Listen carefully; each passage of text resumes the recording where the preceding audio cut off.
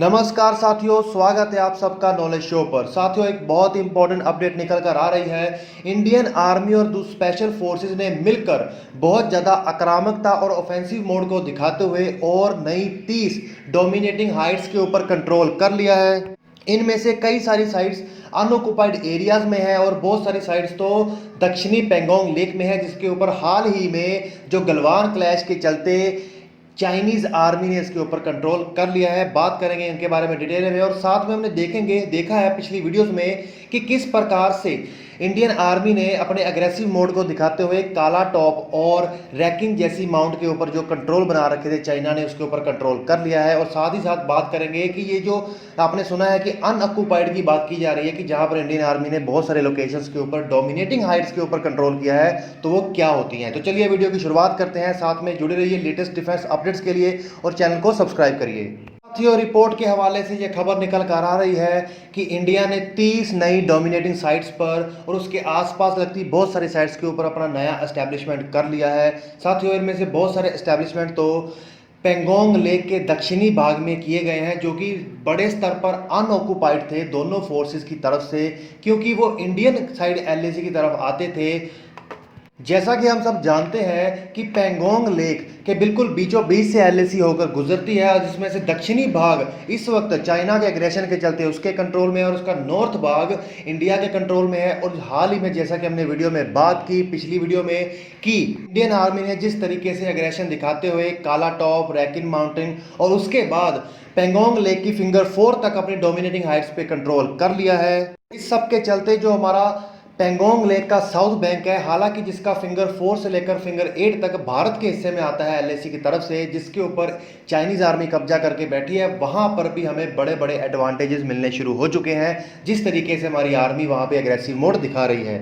साथियों, जो इन पोजीशंस पर 30 पोजीशंस या उसके साथ लगती हुई पोजीशंस के ऊपर आर्मी कब्जा कर रही है, कंट्रोल कर रही है, इनमें से बहुत सारी या फिर सब मैक्सिमम तो अनऑक्युपाइड थी, जिसके ऊपर इंडियन आर्मी की तरफ होने की वजह से जो बफर जोन के अंदर काउंट होती है, कम लिटिल मतलब ज़्यादा से ज़्यादा कम एस्टेब्लिशमेंट थी। लेकिन जिस तरीके से वहाँ ने उन्होंने चाइना वालों की आर्मी ने मूव दिखाया है, इंडियन आर्मी ने भी जाके उन हाइट्स के ऊपर अब पूरे तरीके से एस्टेब्लिशमेंट कंट्रोल कर लिया है, अपने पूरे इक्विपमेंट्स को वहाँ पे फिट कर लिया है।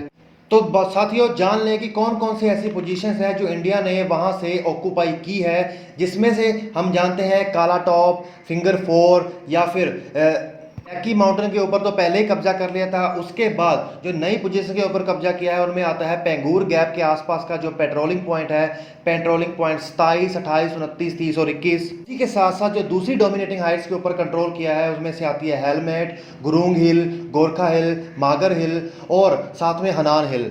सब के ऊपर हमारा कंट्रोल होने की वजह से बहुत सारे इलाके के ऊपर हाइट से हम डोमिनेट कर सकेंगे और हमें वॉर की स्थिति में बहुत ज़्यादा एडवांटेज मिलेगी।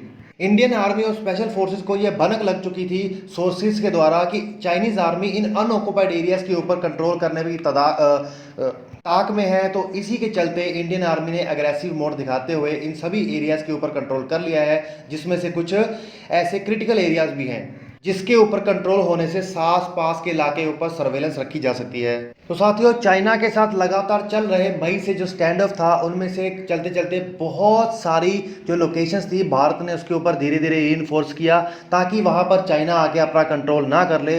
और इनमें से बहुत सारी लोकेशंस को उन्होंने अभी रिसेंटली रीइंफोर्स किया है। यहाँ पर जो हमारी पोजीशन है वो बहुत ज़्यादा स्ट्रांग हो चुकी है। तो साथियों, बात कर लें जरा बफर जोन के बारे में। बफर जोन वो एरिया होता है दोनों देशों की बाउंड्रीज के बीच का, जिसको न्यूट्रल रखा जाता है। और इस न्यूट्रल को इसलिए रखा जाता है कि अगर पेट्रोलिंग करते वक्त दोनों देशों के जो जवान हैं आपस में ना भिड़ जाएं, जिससे कि अशांति फैले। और इसी एरियाज के ऊपर इन्होंने ताक रखते हुए चाइनीज आर्मी ने इंटर करते हुए अपने पूरे बफर जोन के ऊपर स्टैब्लिशमेंट कर लिया। और इंडिया का जो न्यूट्रल जोन बफर जोन था उसके अंतर्गत वो एंट्रेंस करने लग गए। अब भारतीय फोर्सेस ने इसी के चलते अपने जो बफर जोन को दोबारा ऑक्युपाई करना शुरू कर दिया है। और इसका जो सबसे बड़ा फायदा हमें होगा वो इस वक्त होगा जब टेबल के ऊपर नेगोशिएशंस होगी या फिर वॉर होगी। चलते वो हजारों स्क्वायर फुट का एरिया भारत के और ज्यादा कंट्रोल में आ चुका है। ये देखना ये है कि इंडियन आर्मी के आने वाले मूव्स क्या होंगे। तो फ्रेंड्स, इसी के साथ लेटेस्ट अपडेट्स के लिए जुड़े रहिए, चैनल को सब्सक्राइब कीजिए।